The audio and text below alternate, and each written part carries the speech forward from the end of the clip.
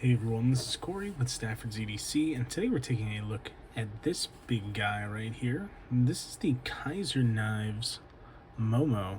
Get this open for you here. You can see that this is not a small knife. I don't have anything really great for a comparison here. Let me grab this CJRB, which name is slipping my mind, but it's roughly Benchmade bug-out sized. Just to give you an idea that this is not a tiny knife at all.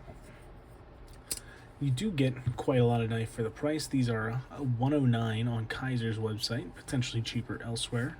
Can't promise that though. You're looking at an overall length of 9.45 inches. A front flipper for opening. You can also reverse flick this off the grind, which is pretty cool. The blade length is 4.19 inches. And you have a stock of 0.12 at its thickest point. They have a little bit of almost swedging here. It's not even a flat. That has a bit of a bevel to it, which thins things out here, as you can see. It's 154 cm, and the handle length is 5 1/4 inch. It's actually slightly longer at 5.26, and this thing weighs 5.32 ounces. Though it doesn't feel crazy heavy due to its size, it feels right. I don't know how else to describe that. You can see how it fits in my hand. I wear a large size glove, and there's plenty of room on this. Even if I want to choke up and spread my hand out, there's a ton of space on this, no problem.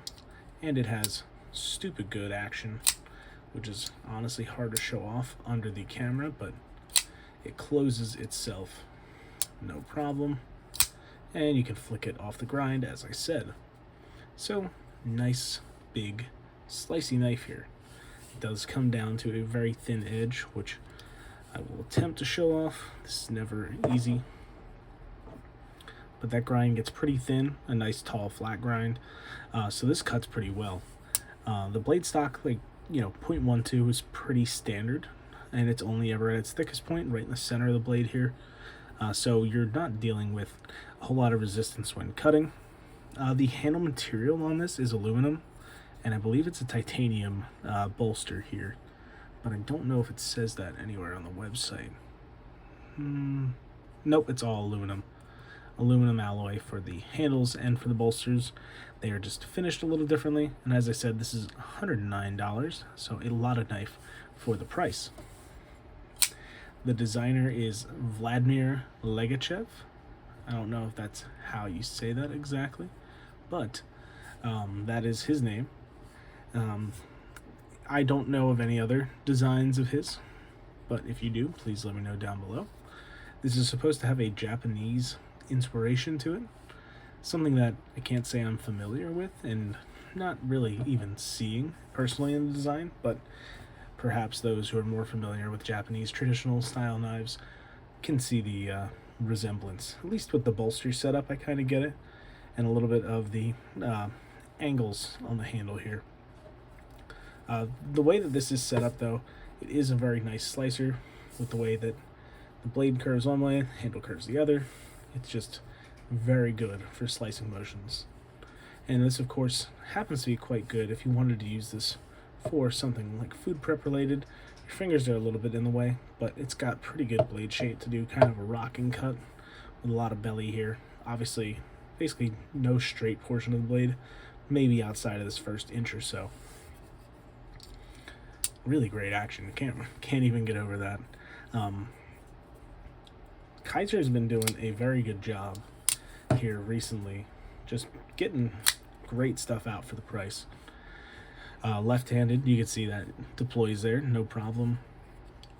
You can get to that lock bar. It does want to double clutch a little bit. And this is kind of the area right here. You can hear it make contact.